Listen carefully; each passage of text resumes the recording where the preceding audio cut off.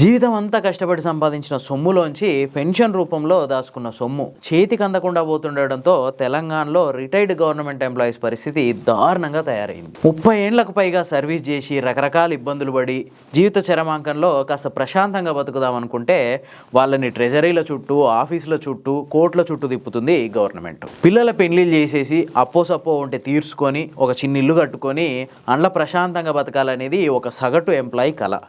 ఆ కళ లాస్ట్ 2 ఏళ్ల నుంచి తెలంగాణ గవర్నమెంట్ ఎంప్లాయీలకి కలగానే మిగిలిపోతుంది. రిటైర్మెంట్ బెనిఫిట్స్ కోసం ఎదురు చూసి తెలంగాణలో చాలా మంది గవర్నమెంట్ ఎంప్లాయీస్ గుండెపోట్లతో చచ్చిపోయారంటే పరిస్థితి ఎట్లుందో అర్థం చేసుకోవచ్చు మనం. రీసెంట్గా గట్టుపల్లి నరసింహారావు అనే ఒక రిటైర్డ్ ఎస్ఐ ఏకంగా రాహుల్ గాంధీకే లేఖ రాసిండు. అయ్యా, ఈయన మాకు ఇచ్చేటట్టు లేడు, జర నువ్వన కల్పించుకొని మా రిటైర్మెంట్ బెనిఫిట్స్ మాకు ఇచ్చేలా చూడు తండ్రి అని చెప్పి ఒక లెటర్ రాసిండు. అసలు ఎందుకు ఈ పరిస్థితి వచ్చింది? గవర్నమెంట్ దగ్గర పైసలు లేవా? కావాలని డిలే చేస్తుందా? కారణం ఏం చెప్తుంది గవర్నమెంట్ ఈ పరిస్థితికి? ఇవన్నీ ఒకసారి డిస్కస్ చేద్దాం. ఈ వీడియో పూర్తిగా చూడండి, నచ్చితే లైక్ చేయండి. ఇట్లాంటి మరిన్ని ఫ్యాక్ట్స్ కోసం ది ఫోర్త్ ఎస్టేట్ ఛానల్ని సబ్స్క్రైబ్ చేసుకోండి. ఇప్పటి వరకు ఏ ప్రభుత్వంలో కూడా ఇట్లాంటి సమస్య రాలేదనుకుంటా. ఉద్యోగులు హైకోర్టుకు వెళ్లాల్సిన పరిస్థితి పెన్షన్ డబ్బుల కోసం. లాస్ట్ 2 years నుంచి దాదాపు 10,000 కోట్లకు పైగా రిటైర్మెంట్ బెనిఫిట్స్ పెండింగ్లో ఉన్నాయి. 2024 మార్చి తర్వాత రిటైర్ అయిన ఎంప్లాయీస్లో 95% మందికి ఇప్పటికీ రిటైర్మెంట్ బెనిఫిట్స్ రాలేదు. 9,000 మంది గవర్నమెంట్ విశ్రాంత ఉద్యోగులు ఈ రిటైర్మెంట్ బెనిఫిట్స్ కోసం ఎదురు చూస్తున్నారు. ఒక్కొక్కరికి యావరేజ్గా 60 లక్షల వరకు రావాలి ఈ benefits. PF, gratuity, LIC, commutation బిల్లులు, ఇట్లా రకరకాలు అన్నీ. అవేమి దానంగానో ధర్మంగానో గవర్నమెంట్ ఇచ్చేది కాదు. వాళ్ళ హక్కులు, వాళ్ళు కష్టపడ్డేందుకు వాళ్ళకి ఇస్తున్న ప్రతిఫలం. దాన్ని ఇవ్వడానికి కూడా ఎందుకు ఈ గవర్నమెంట్ ఇంత తిప్పలు పెడుతుంది? నిజంగా రాష్ట్రం ఉద్యోగులకు జీతాలు ఇచ్చే పరిస్థితిలో కూడా లేదా? 2024 సెప్టెంబర్లో మహబూబ్ నగర్కి చెందిన కుడుమల కొండయ్య అనే ఒక హెచ్ఎం రిటైర్ అయ్యిండు. ఆయన రిటైర్ అయ్యి 2025 సెప్టెంబర్ వరకు కూడా ఆయనకి రిటైర్మెంట్ బెనిఫిట్స్ రాలేదు.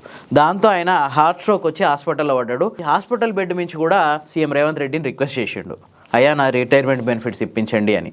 ఆ రిటైర్మెంట్ బెనిఫిట్స్ చేతికి అందకుండానే అక్టోబర్ 17వ తారీఖున ఆయన చచ్చిపోయిండు. అబ్దుల్లాపూర్ మెట్కి చెందిన రిటైర్డ్ హెచ్ఎం, ఈయన పేరు సిల్వేరు సత్యనారాయణ.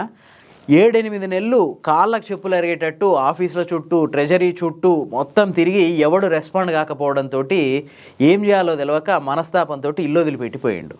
ఆయన నెతికి పట్టుకురావడానికి వాళ్ళ కుటుంబ సభ్యులకు ఇంకో 2 లక్షలు ఖర్చు అయింది. ఒకరు కాదు, ఇద్దరు కాదు, దగ్గర 10-15 మంది రిటైర్డ్ ఎంప్లాయీస్ ఈ రిటైర్మెంట్ బెనిఫిట్స్ కోసం ఎదురు చూస్తా హార్ట్ అటాకులు వచ్చి రకరకాల సమస్యలు వచ్చి చచ్చిపోయారు. 2024 మార్చి తర్వాత ప్రతి గవర్నమెంట్ ఎంప్లాయీ ఆ రిటైర్మెంట్ బెనిఫిట్స్ వస్తాయా రావా అన్న డైలమాలో పడిపోయారు. హైకోర్టు ఒక 2-3 కేసుల్లో కూడా గవర్నమెంట్కి చాలా గట్టిగా చెప్పింది, మీరేమి వాళ్ళకి దానంగా ఇవ్వట్లేరో, అవి వాళ్ళ డబ్బులు వాళ్ళకి ఇవ్వడానికి మీకు ఏంది సమస్య, ఇమీడియట్గా వాళ్ళ డబ్బులు వాళ్ళకి ఇచ్చేసేయండి అని చెప్పి కూడా హైకోర్టు చెప్పింది. అయినా కూడా గవర్నమెంట్ పట్టించుకున్న పరిస్థితి లేదు. 2024 మార్చి కంటే ముందు రిటైర్మెంట్ బెనిఫిట్లు రావాలంటే ఆ మంత్, ఏ మంత్లో అయితే రిటైర్ అవుతారో ఆ మంత్ ఎండింగ్ లోపు మొత్తం ఆయన చేతికి వచ్చాయి.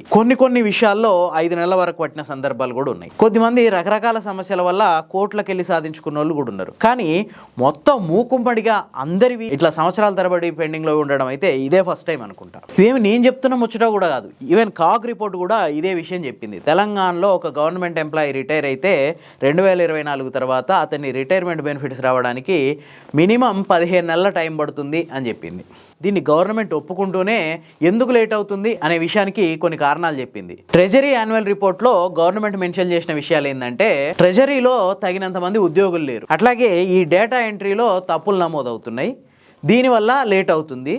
మరి ఇంకో విషయం, దారుణమైన విషయం ఏంటంటే, చాలామంది ఉద్యోగులు వాళ్ళ రిటైర్మెంట్ బెనిఫిట్ల కోసం కోర్టులకు వెళ్తున్నారు, దానివల్ల లేట్ అవుతుంది అంట. అసలు లేట్ అవుతుందనే కదా వాళ్ళు కోర్టులకు వెళ్ళింది, దాన్నే సాగ్గా చూసి మరింత లేట్ చేయడానికి అవకాశం తీసుకోవడం, అంతకుమించి ఇంకోటి లేదు. అసలు ఎందుకు ఈ పరిస్థితి వచ్చింది? రిటైర్ అయిన గవర్నమెంట్ ఎంప్లాయీస్కి బెనిఫిట్స్ ఇవ్వలేని పరిస్థితుల్లో ఉందా రాష్ట్రం? అంత దీనస్థితికి వెళ్ళిపోయిందా? ఈ పరిస్థితి కారణాలు ఏంది? కారకులు ఎవరు? మీకేమనిపిస్తుంది? కామెంట్ రూపంలో తెలియజేయండి.